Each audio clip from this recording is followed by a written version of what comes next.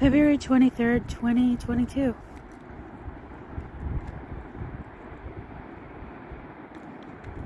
I should be at work today, but I'm not. It was a freezing warning last night, and sure enough, my car battery just died completely. This morning it wouldn't start, and so I had to get it replaced. $200 later, I got it exchanged, and my car's working now, and hopefully it's all good. Hopefully that's all it needed. So it got repaired in essence, I suppose. What that did for me, however, also is repair me. Repair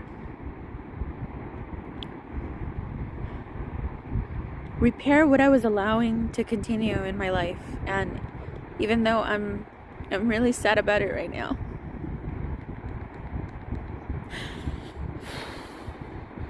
I know that it's for the best. It's for my own good. I have to think about me. I have to think about my son. Because this person, my ex, only thought about himself. And after and when thinking about himself, he started to miss me. Then he would ask me to trust him, to believe in him, to be patient. And like a fool, like a damn fool, I was. Not too patient, because I'm not fucking patient. I'm a Leo. But as patient as I could be without blowing up every 24 hours about something. And today the whole battery situation and the possibility of it not being a battery issue, being something a little more serious, and knowing that I don't have the funds to do this right now. Christmas left me kind of depleted, and haven't done my taxes yet, and I just don't have the money to repair my car or repair my house or buy a new couch, or just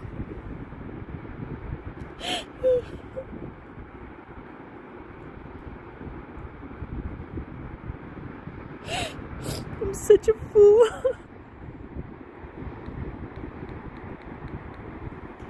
I put my love and trust and energy in somebody that did so little for us. My son this morning asked me if Ryan could come home now.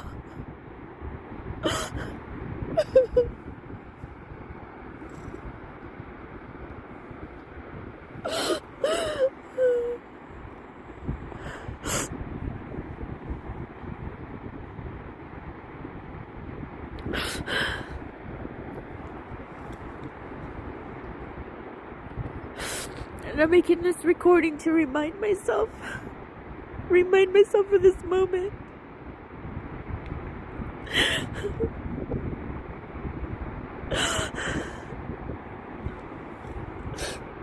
We didn't deserve everything you put us through. My son didn't deserve the way that I acted towards him because of all this stress.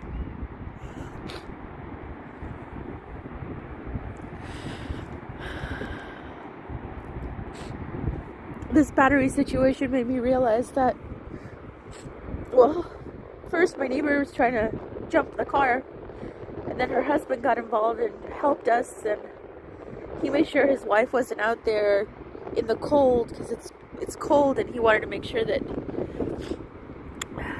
she was taken care of like a husband should. And then she asked me, like, she told me first, you need to have 2 cars. It's, you shouldn't rely on just one. And then she asked me, I'm sorry to ask you this, but where's your partner? We haven't seen him in a while. And that was a moment where it's like, do I lie? Do I say the truth?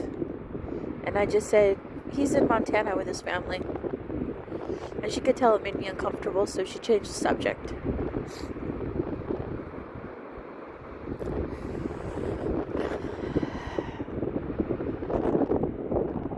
And it's true. It was the truth. He's in Montana with his family. The truth is, he left us. He left my son and I.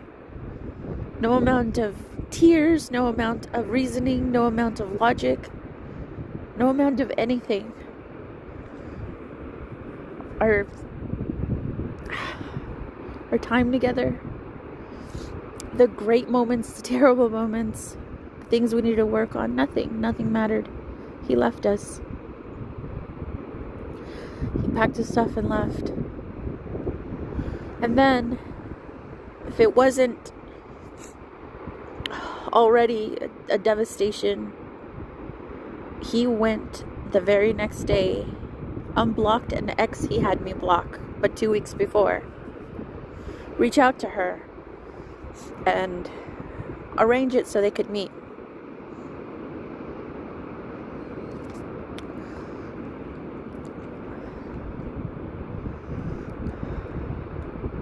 Didn't seem like he ended up staying with her, but still, just getting all of that, seeing all of that happen, because we shared a Facebook, and I guess he didn't think about that I would see that, or he didn't care. Maybe he wanted me to see that. So that was pretty devastating.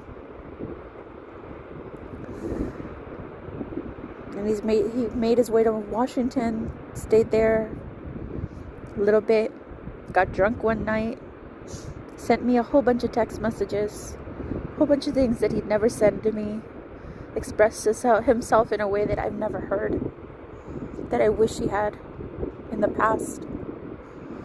And I knew he was drunk. I knew it, because that just wasn't him.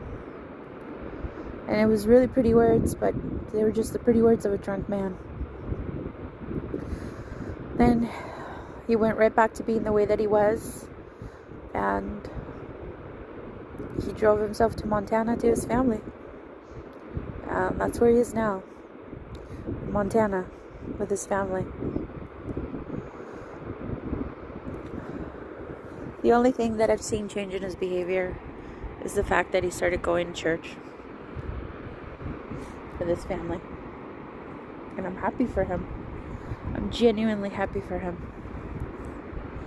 Because I think he's the kind of person who needs that kind of spirituality in his life to make him a better man, to get him off of his addictions,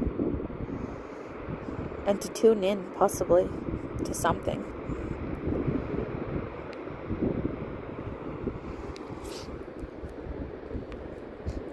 What that meant for us, he was hoping that it meant that he could come back victorious, that he could come back healed in some way.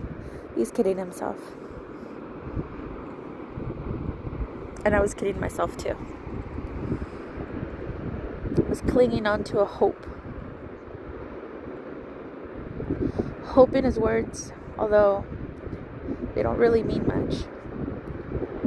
Hope in his actions, although he started behaving the same way, in very similar ways, and as to how he used to behave when he didn't live with us. And hope that the whole sex addiction would stop. But this morning, before anything else, his Facebook browser, showed me the kind of content he's been looking at still. And even though I'm numb to that, I'm numb to seeing all those poorish pictures, I'm numb. It bothered me, and I mentioned it, I brought it up to him early in the morning, because I saw him on Messenger, of course without talking to me, but he's on social media, just doing who knows what. And so all of that got triggered. I got triggered because those are the things he used to do when he used to cheat on me with the sex worker. So yeah, I was triggered, but at the same time I was numb. I didn't care.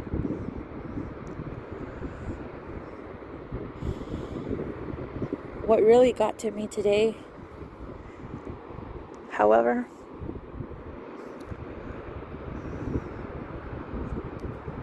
was the fact that he wasn't here for moral support when my car wouldn't start this morning and I had to get to work.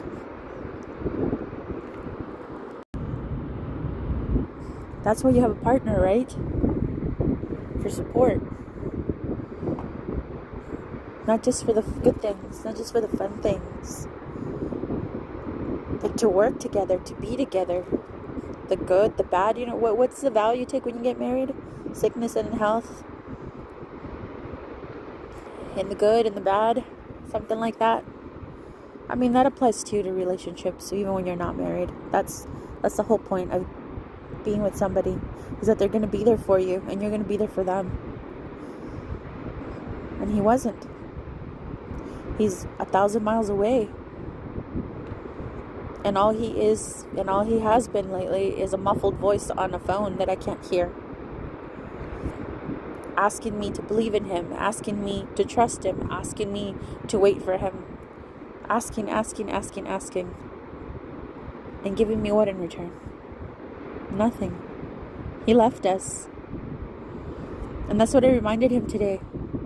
I told him, you stabbed me. You stabbed me.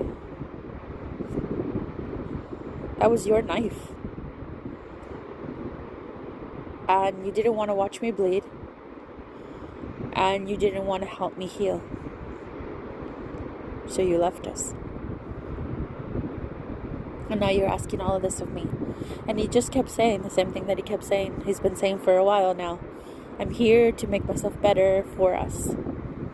So my argument to that is, you're making yourself better for you. And I'm glad. I'm happy for that. I said, but don't kid yourself that you're making yourself better for us. I said, I needed your support. I needed my partner. When you broke me, when you broke my reality about us, and the cheating, the sex worker, all of that stuff,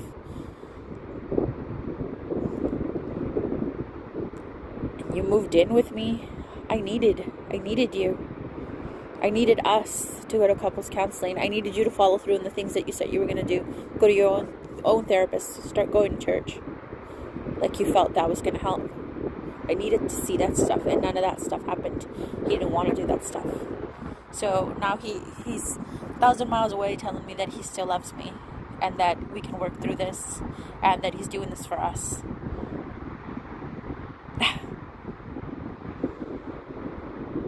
If he loved us, he'd be here. If he wanted to work through this, he'd be here so we could be working together through this.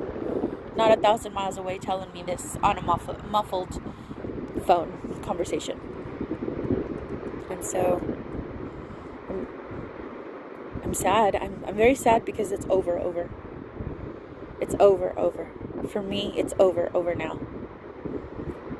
The only thing that would ever possibly change my mind is if he suddenly showed up at my doorstep and wanted to do everything that he said he wanted to do initially to make us better, and he followed through with that. But that doesn't happen. Life's not like that. Men don't just realize how awful they've treated you and retain a love or motivation when you're not around anymore. So I'm never going to see him again. And I know it because I'm not going to put any more effort into this. And that's why I'm sad. Because I'm done. It's over. And I've not only blocked him from my phone like I've before, but I deleted him. I deleted our history so I can't get his number. I don't know his number by heart. Thank goodness. I barely know mine. I've deleted 783 pictures from my phone. All the pictures that we took are gone. I never wanted to do that. But it was necessary.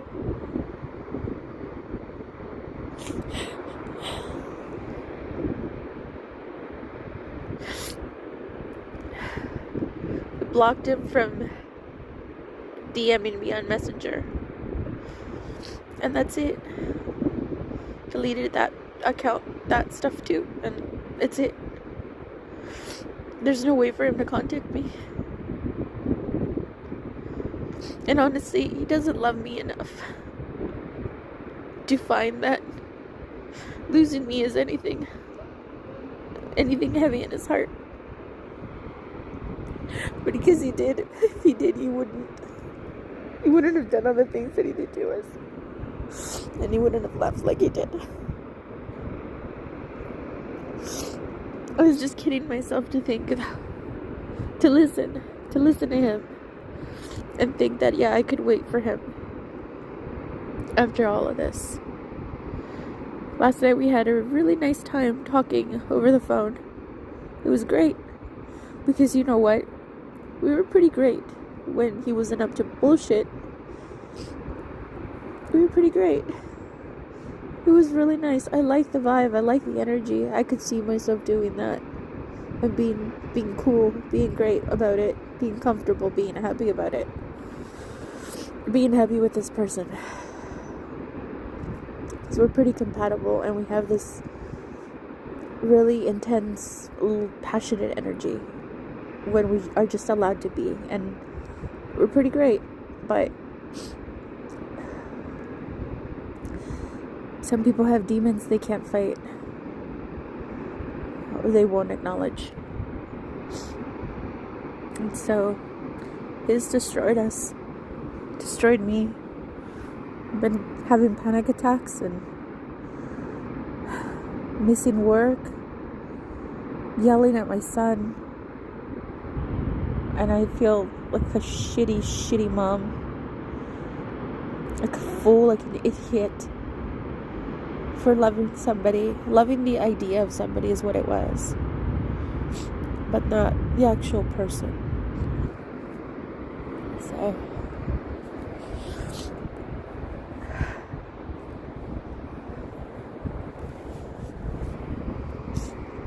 I got a therapy session coming this Friday,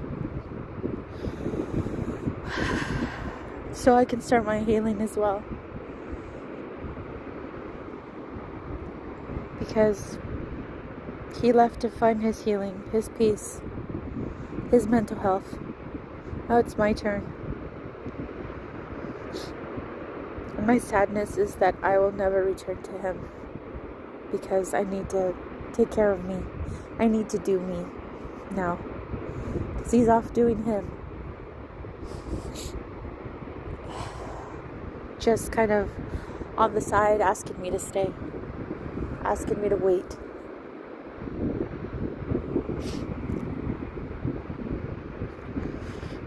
But him not doing anything for us, and I'm not anymore.